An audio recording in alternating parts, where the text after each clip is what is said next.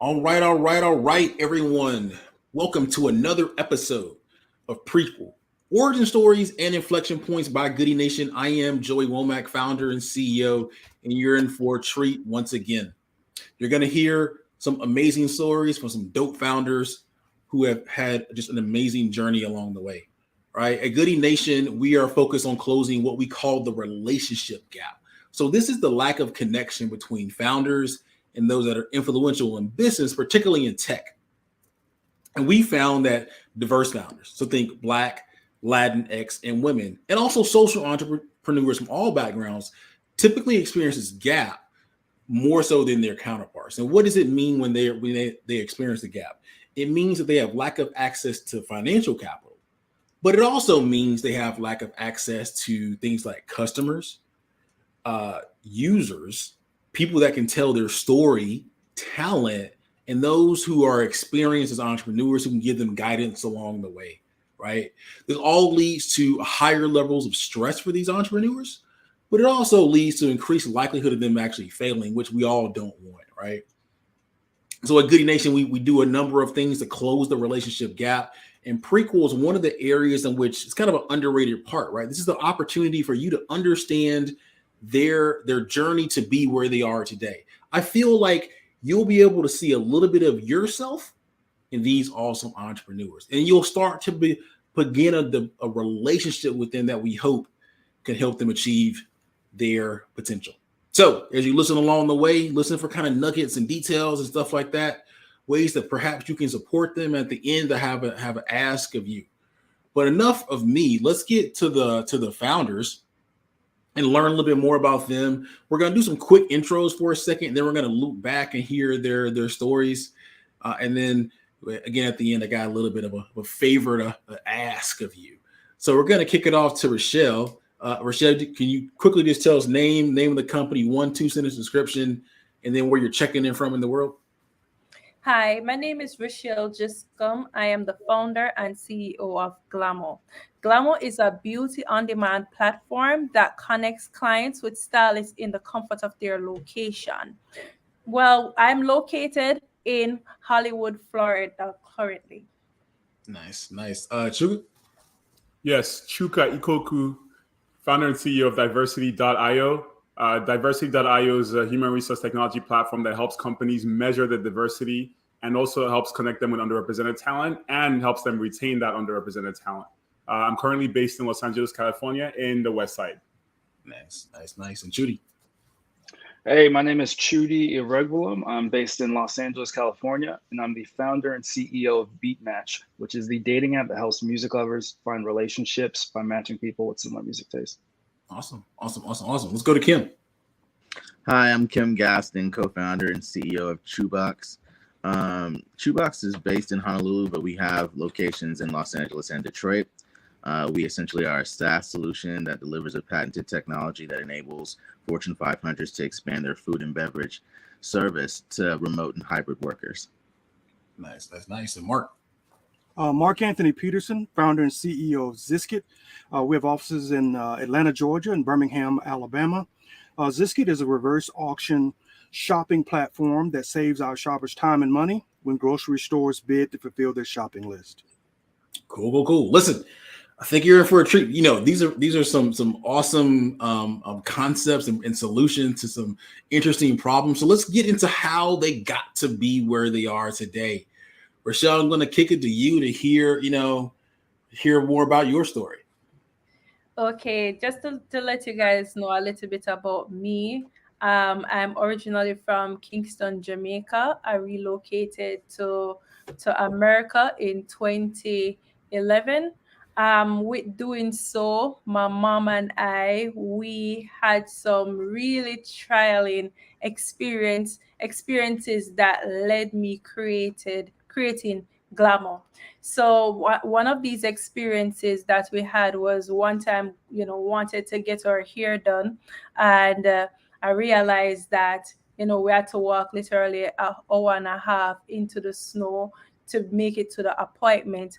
Once we finally arrived to the location around 11 o'clock, which the appointment date was for, I remember we're there realizing that there was four people ahead of us. Automatically, we knew that we're going to be there for a very, very long time.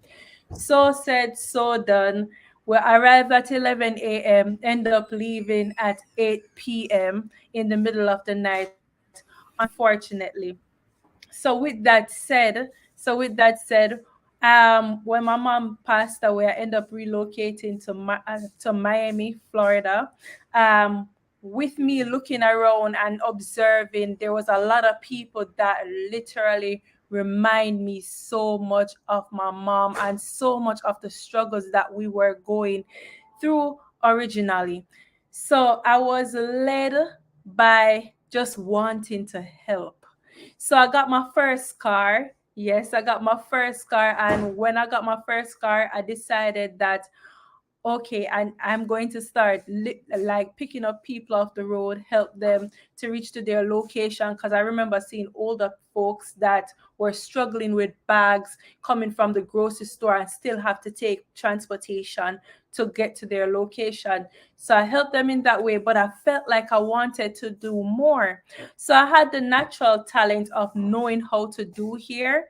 I know it's crazy because I went to the salon. Yes. So I had the natural talent of knowing how to do here. So once so what I decided to do, the people that was kind of old and really, they were having a hard time, getting their hair done and all of these things done.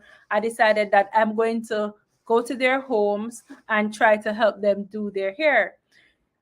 I did not know me doing these early people, clients here for free was going to become a big corporation as such as Glamo.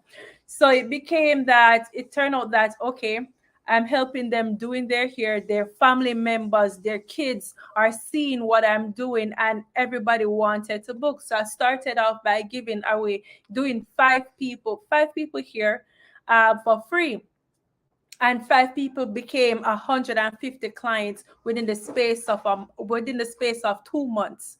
So I realized that there was a need for this service, this on-demand service. So I said that okay, let me try to see if I can expand on it by getting a stylist to kind of help me out on this journey. So I started off with one stylist. It got so overwhelmed based on the demand. One stylist became four different stylists became it became overwhelmed, to four different stylists became 150 stylists, to now we have around 12,000 stylists that sign up to be a part of Glamo.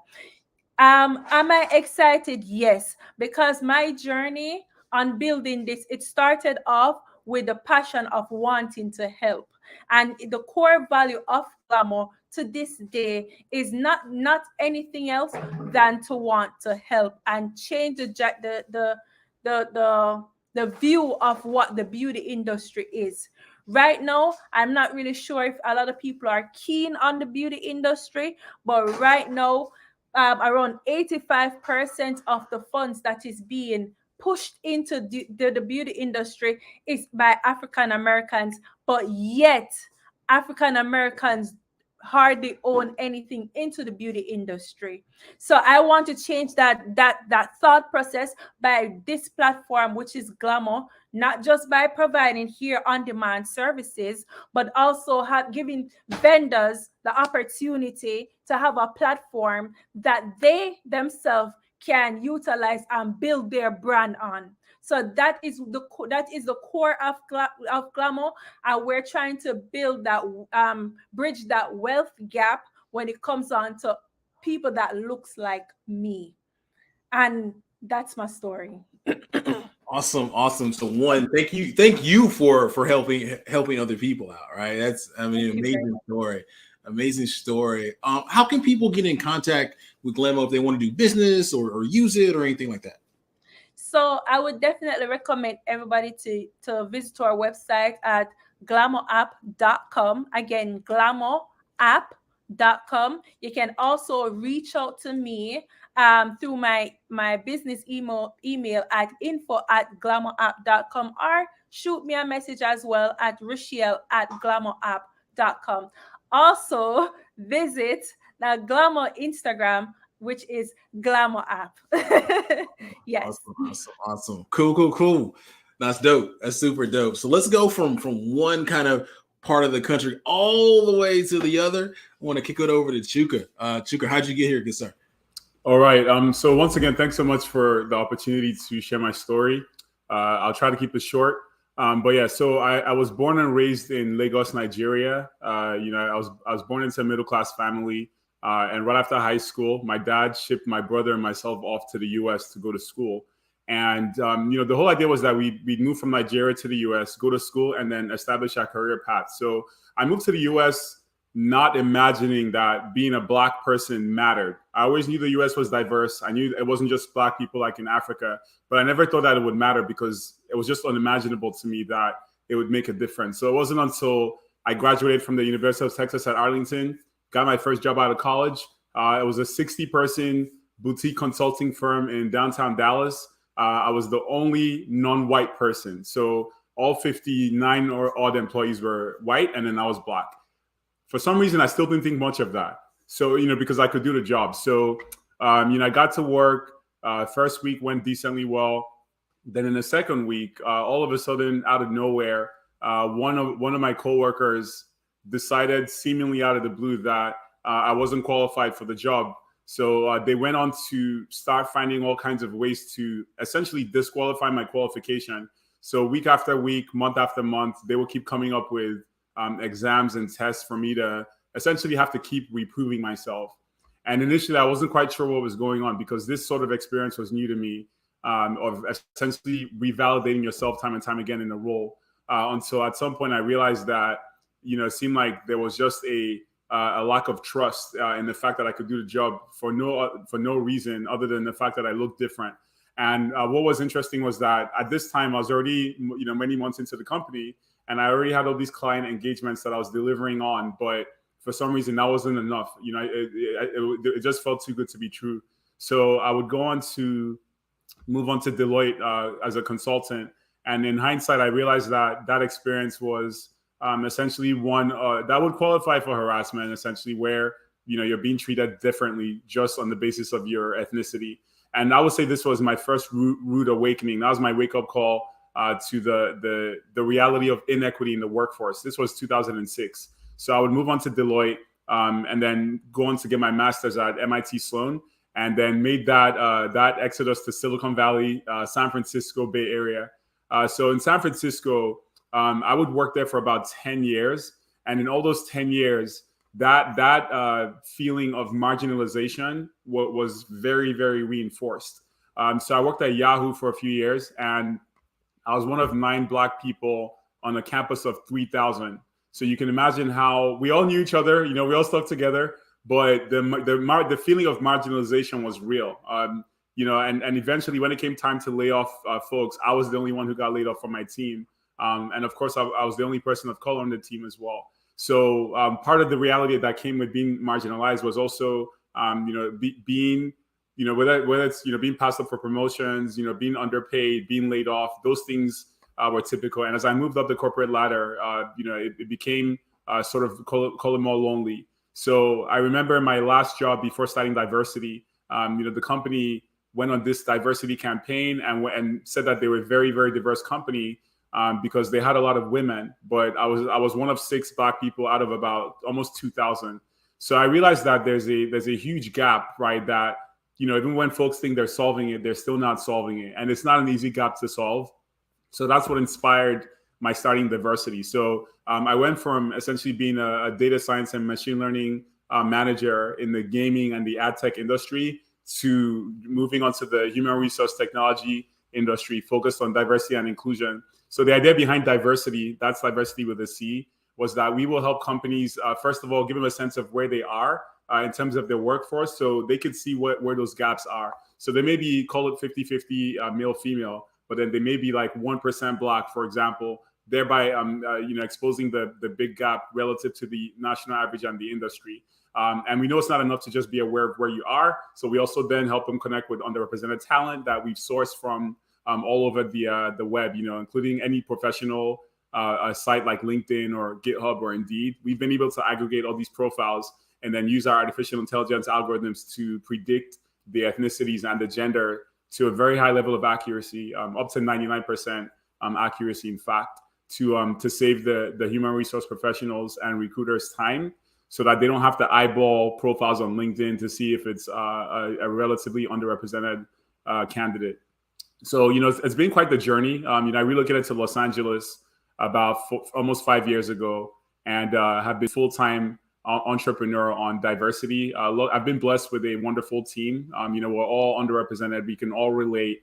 Every last one of us has experienced some form of discrimination on the basis of our skin color or gender. So that really helps. It feeds into what we're doing because we bring on personal conviction there. So I've learned a lot of lessons along the way, and I'm very happy to just share those lessons with our community and also learn from all the other professionals that I know have experienced similar situations. But this is most certainly, this workforce equity gap is one that we're going to have to work together to close. So I look forward to the journey ahead. Man, dude, you said 9 out of 3,000, 6 out of 2,000. That's right. Man. Okay. Thank you for the work, though, brother.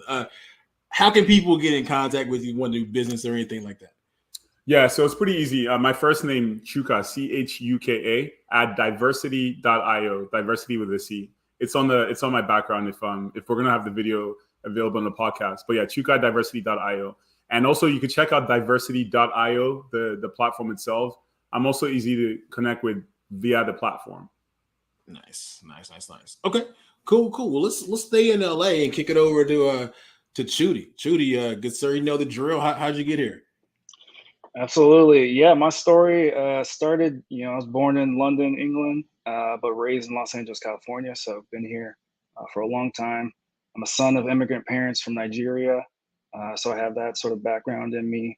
But yeah, I'll start sort of with my college years. I played college football at Trinity College out in Connecticut and studied computer science and economics. And, originally I really, really struggled with computer science. Like I was not good. But, I decided to keep with it. And sort of over time, I was able to get better and things really started to click for me. And then from there, I was lucky enough to get my first job, which was at ESPN as a software engineer. And so I got to work on ESPN.com, ESPN the app, ESPN International, and ESPN FC, and sort of really learn how to build, a technology platform that gets the type of hits that ESPN does. And then from there, really wanted to, challenge myself a bit more, also get back to the West Coast, and decided to go work at Amazon under AWS specifically. And so for a couple more years, did software engineering and then actually transitioned to product management. And so I got to, see how it works from a leadership standpoint and really lead product design and engineering teams. So I got to work on, developer tools like code build, code commit, code pipeline, and code deploy. And so really got to learn the ins and outs of, technology infrastructure. But really, I've been a music lover my entire life. I played saxophone for 6 years growing up. I've been to countless concerts and music festivals. And I even started DJing in nightclubs out in Seattle when I was there. And so I truly understand sort of the power that music has to bring people together. And, I'd say the turning point for me was really back in 2016 when I was still living in Connecticut. And I wanted to go to a Cardi B concert. And, this was back when nobody really knew who she was. She was just sort of like a character on Love and Hip Hop at the time. And, I thought she was funny. And I was like, okay, let's go to her show. It was like $20. So I tell my friends, like, hey, let's go see the show. Like, she's hilarious. Like, I think you would like her. And none of my friends knew who she was, didn't want to go, had zero interest. And, me being a DJ, I'm always up on new music and really trying to find things. And so it's been a constant issue for me. And so I ended up having to miss the show. It would have been in a really nice, intimate venue. I think it was called Toad's Place in New Haven, Connecticut. And, now look at Cardi B today. She's one of the biggest artists in America, globally, everything. And so this really made me realize that there really isn't a way to connect with people who share your music taste digitally. You know, you may just get lucky and find somebody, but it's really hard to find people who actually share your music taste. And so, and there really wasn't a platform that's serving people in that way. And so that's really how the idea for Beatmatch came about, you know. And so once again, Beatmatch is the dating app that helps music lovers find relationships by matching people with similar music tastes. It's super simple. You just sign up, connect your Spotify or Apple Music account, and then we pair you with compatible music lovers in your area based on your listening history. But we're also big on IRL, right? So you can even plan your first dates by browsing curated concerts and music festivals. You can see who else is interested in going and buy tickets directly in the app. So it's really the first sort of end-to-end dating experience for music lovers. And then we also have plans to expand into helping people find friends and different things like that. And you know, to date, we're backed by some of the biggest names in music and tech, like Techstars, Google for Startups, Warner Music Group, Quality Control Music, Rhymesayers Entertainment, and Concord Music. And so we've been fortunate to have a really good, you know, base of strategic investors. And we've actually launched our beta now in Los Angeles, New York, and Seattle. And so we're really excited to see it grow and hope that people love it. Nah, dope. As someone, I met my wife on a dating app, and I actually, quick idea. This is just came to be as you were saying this. For us, we have our podcast, obviously on Spotify and stuff like that. So I think an interesting thing would be match people up based on the common podcast they listen to. That could work. There it is. Okay, so how can people, you know, get in contact with you or the company? Yeah, so my email is pretty straightforward. It's Chudi, my first name, Chudi, at beatmatch.app. You can also visit us at our website at beatmatch.app. And then we're also on Instagram, Twitter, TikTok, join Beatmatch. You can find us there. There it is. Okay, cool. So let's go a little bit further west as well, out to Hawaii with Kim. Kim, I think hopefully I got the geography right. It's been long. Yeah. So I'm on Oahu right now. So there it is. Let's hear your story, good sir. I'll just keep it as short as I can. I'm a pastor's kid. I grew up in Los Angeles, in the neighborhood of Watts in South Central Los Angeles. And I went through what any kid in Watts went through in the 80s and 90s. Unfortunately, I passed by like pimps and prostitutes and drug dealers and blood and Crip gang members to get to high school behind a housing project. And every year I was in high school, at least one of my friends was murdered. So it was a really, it was tough, you know, and we had a motto at my school that only the strong survive. So, you know, really was an early indoctrination into manhood and responsibility and how powerful your word is, you know, and how important the energy that you carry on a day-to-day basis is, and that your actions have consequences.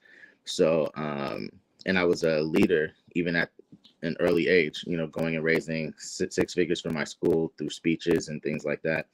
But I ended up going to Stanford University when I was 16, and I earned a BA in psychology at 20. And I was then selected as the world's youngest and America's first Ronald Mohn Fellow with Bertelsmann AG, where I was basically allowed to sit in C-level, C-suite meetings and learn from their chief executives of different divisions for about a year. I got to do some really great work. I met titans in the music industry because Bertelsmann is the B in BMG, which is now, you know, Sony BMG. So I got to meet a lot of my heroes and ask them for advice and just really understand at a very young age, like, you know, what I asked them, what would they tell me to do if I was their son, you know? And so a lot of them gave me really great advice. We got on the job training and off the job training. So right after that, I came back to my neighborhood because I guess I should tell this brief story that one of the highlights of my program was that the COO of BMG, who was my mentor, my key mentor, was principal for the day at the Choir Academy of Harlem. And so it's like a outreach program that they had. And so he's in the auditorium talking to like hundreds of Black males, and and they're asking him questions, and he's like getting stumped by some of the questions. So he ultimately gives me the mic and is like, "Hey, like, can you answer these kids' questions? You know, how do you get here?" And I'm like, "Yeah, because they're asking how do you get there from here." And so that actually gave me the idea for my first business. It was the moment that I realized like my story had market value, especially in the hood with very few guidance counselors, just having a conversation about how do you strategically prepare for success, especially from the inner city. And so I produced and packaged a series of audiobooks on goal setting, and then DVDs on goal setting. And I became one of the biggest publishers, independent publishers of paraeducational content in Los Angeles Unified School District, which is one of the largest in the country. And then from there, I had a meeting, kind of a chance meeting with a tech CEO. And he was like, "You're doing really great work, but it's really not scalable." And he's like you really should be looking into tech. And so that was like over 12 or 13 years ago. So I really did a deep dive into tech, especially given my background and my network, et cetera. So ultimately what I ended up doing was founding an education based startup, an ed tech startup. And I did the Stanford StartX program as a nonprofit ed tech startup. And we grew that, me and my partner grew that to about 250 classrooms. It was basically a LinkedIn meets Kickstarter for kids, where they could design their own after school program and crowdfund the resources and even pay the teachers to be there to help them implement it to impact their community. And so Flex is my co-founder, Flex and I built that, grew it to 250 classrooms, and then started going school to school doing really cool, well, it's called professional development, but this programming for teachers. And it was when we were doing that we actually noticed something really weird. And it's that at the time, like 2-3 years ago, school teachers everywhere were still bringing sack lunches to school. And we used to think that was kind of cool. Like we can replace their lunch and they'll love us for it. But we started to realize that there was a huge gap, that in a world with Postmates and Uber Eats and Grubhub, that school teachers across LA, and then we learned across the country, were still coming to school with sack lunches. And we thought that was like, what's the reason for that? Ultimately, it was because they only have a half an hour between bells to consume meals and be back on duty. And so it's not that they couldn't afford Postmates a couple of times a week. It's that Postmates couldn't time it appropriately. So we, being the curious entrepreneurs that we are, we developed an app, used a temperature controlled delivery bag, and then took over this kitchen from a failed venture of a portfolio of a friend of ours that was in Watts. And ultimately, we solved that problem significantly. Teachers were using our service like 3 and 4 times a week.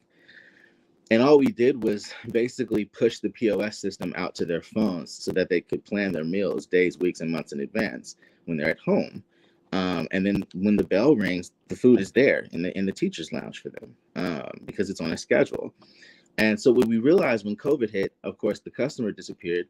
And so we opened it up to the public. And what we noticed were employees of Fortune 500 companies were experiencing the same problems now that they were at home, working from home. So we were able to expand our solution. And I won't say which company yet because we haven't gone public with our messaging yet with them, but that will happen in the next few weeks. One of the double-digit members of the Fortune 500 community asked us to actually integrate our solution into their company, and they have a project that they're working on, a multi-billion-dollar project, and we're going to help them build a ghost kitchen for it. So we basically, as a result of one partnership, we're then partnered with one of the largest food and beverage service companies in North America. So we're really looking forward to serving as many Fortune 500 companies with this solution as we can. And the great thing about Chewbox, aside from that we're a tech company and aside from the fact that we're working with Fortune 500s, is that we're from the hood. Like me and Flex and I grew up in South Central, and we have a huge commitment to helping low-income families enter the gig and creator economies. If you are the enchilada lady of Watts, you can actually, instead of having to go get a bunch of loans and build a bunch of restaurants will be able to push your menus through a network of ghost kitchens to places around the world. And that allows you to onboard into the creator economy. If you don't have a driver's license, you'll be able to hop on an e-bike and deliver meals and make money.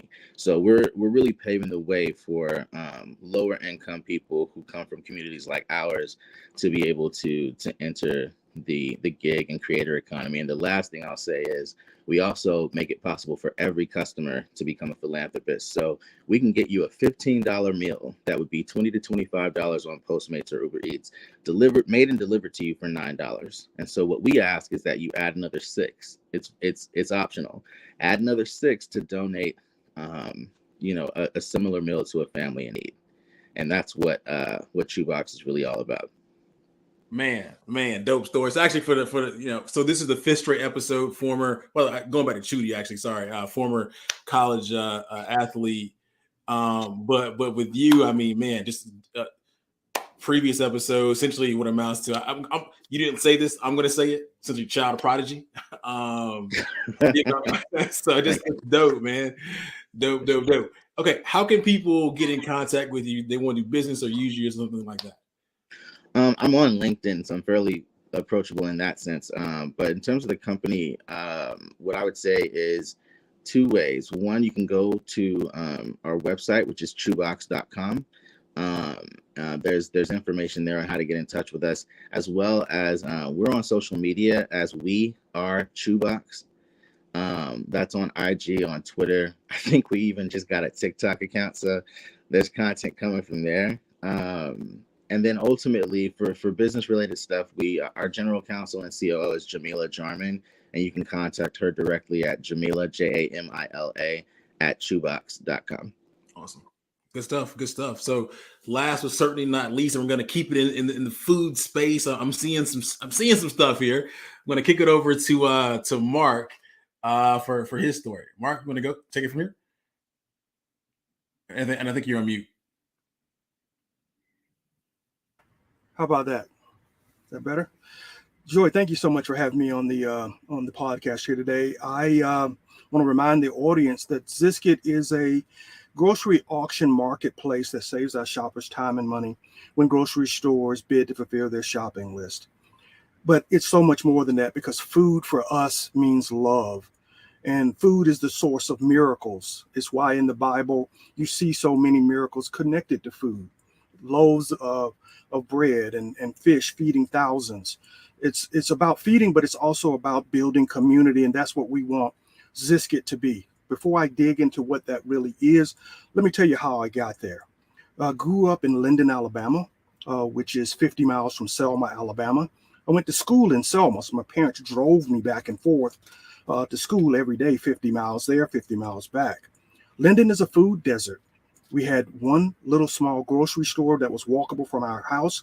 It's the size of most people's living room. It was run by a gentleman by the name of Mr. Easley. Mr. Easley was the very first grocery gangster. This guy sold everything by the piece to make it easy for people to get the food they needed. He met them where the need was. So if you needed a single egg, he'd sell you an egg, sell you a pickle out of the jar. He'd sell you a cup of flour right out of the bag. So he knew he was serving a poor community, and he broke down everything he brought into that small store and served the people where they needed it the most. He grew that little facility to 4 more around the Marengo County area and provided for folks who couldn't get access to a grocery store. Now, my mother fortunately did have a car, and we drove 50 miles to get things that Mr. Easley did not have in his store. We drove to Selma. Her experience was a 2-hour planning, looking for coupons, going through flyers, trying to find everything that she could to extend our budget because we didn't have a lot. And she planned the stops. So on Sunday after church was 3-4 stops, 2+ hours shopping.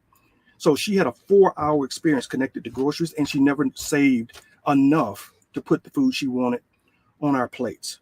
That stuck with me, that resonated with me, as well as the genius that Mr. Easley brought in serving the community. When I went off to Dartmouth in Hanover, New Hampshire, I immediately recognized the same patterns. Dartmouth and Linden, Alabama have a lot in common. Small town, very few resources there to serve the Hanover area. The difference in Hanover and Linden, got a lot of rich people walking around, and you don't have that in Linden.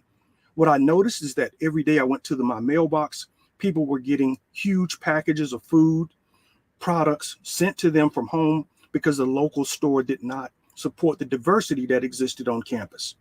Instead of having my parents continue to send me a box, I saw an opportunity. So I went in and talked to the dean and said, Dean, I can solve this problem, but I need your help. I need the space above the dining hall. I want to open up a retail store, and we're going to provide some of these products that people are having sent to them from home. Fortunately, he thought that was a great idea and gave me access to that space. And I loaded up all my credit cards after going down to the Tuck School to figure out where all the wholesalers were, and brought my first batch of products and put it on the shelf. They sat there for a while. Then I realized students don't have any cash. And I got the dean to do something that had never been done before on campus. Let the students use their ID to send the bill home to mom and dad. And when he did that, allowed me to do that, the products flew off the shelf and I was able to pay off my loans, and the business started to grow. We started serving students at other campuses like the University of Vermont. And I saw an opportunity, at least in my mind, to try to start spreading this back home to Marengo County.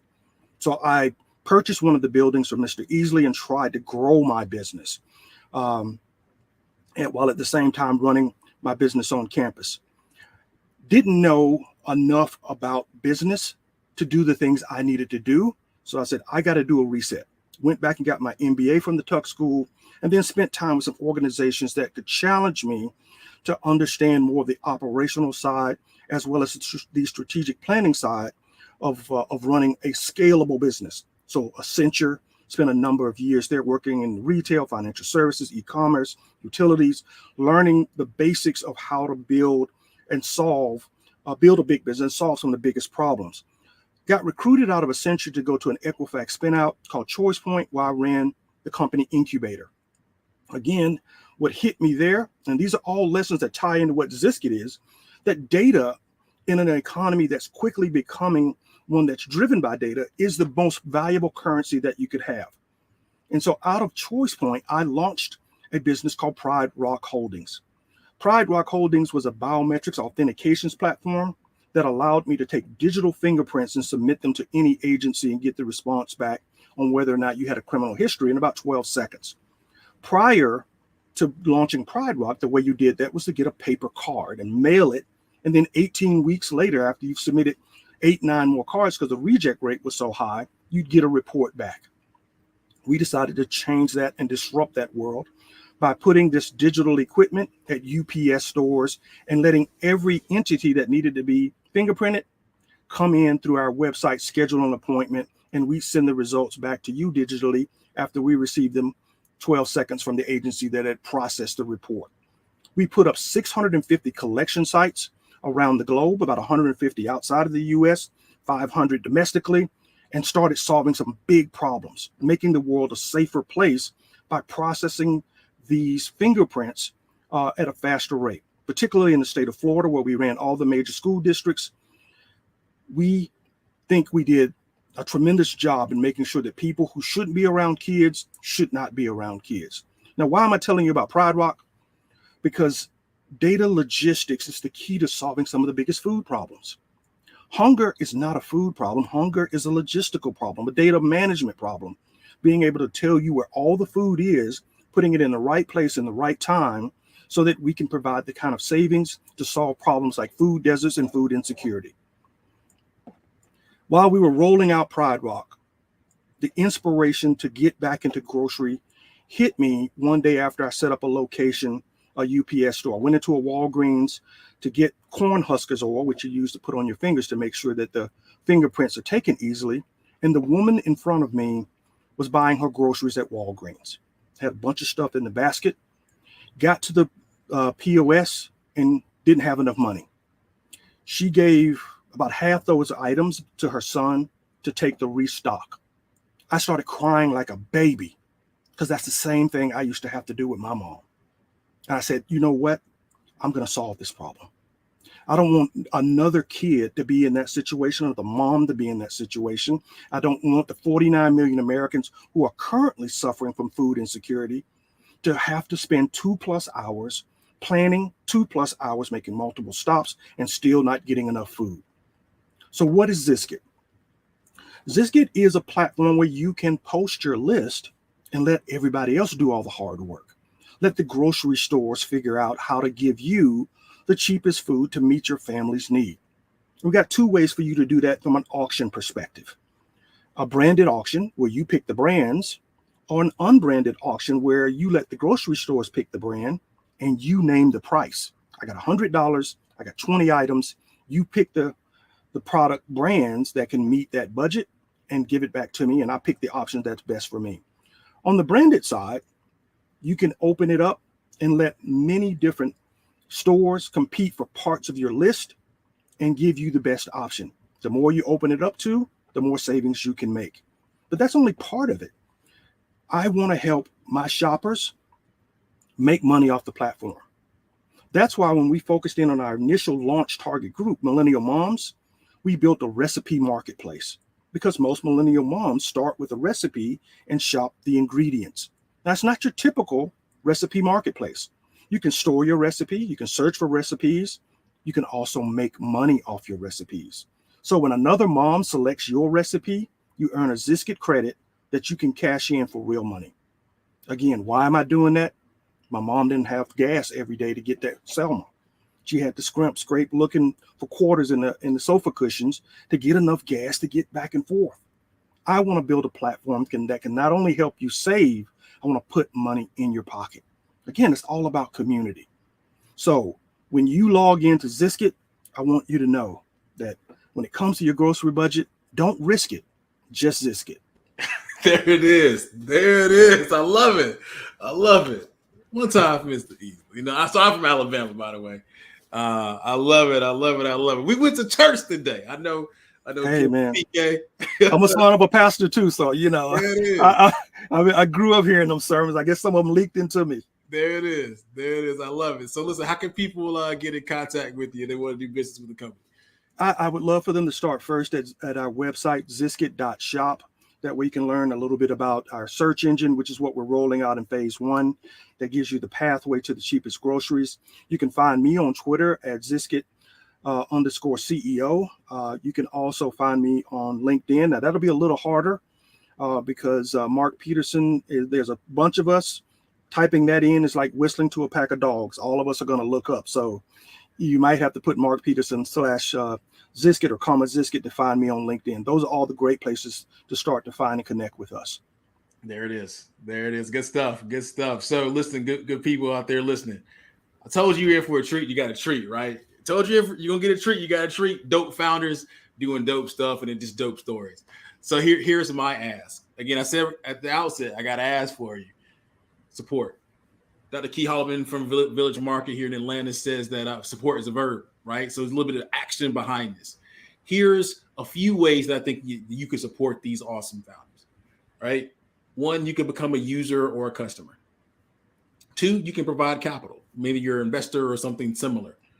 3, perhaps you can help tell their story, right? You can amplify their story and things of that nature. Or simply 4, you can help just share their story here on social media, whether you're on LinkedIn, Twitter, Facebook, anything of that nature, right? If for whatever reason you can't do at least the first 3, you can easily share on social. I'm pretty confident of that. Perhaps someone in your network can. I'm pretty confident someone in your network can. So again, here's my ask. Spend about 30 minutes figuring out how perhaps you can help them with yourself personally, or spend about 30 minutes figuring out who in your network can support them. Again, either being a customer or a user, providing capital, telling their story or something of that nature, right? If you can do that, so 1 hour a month, you can do that over 6 months. That's how you go from, actions to habits.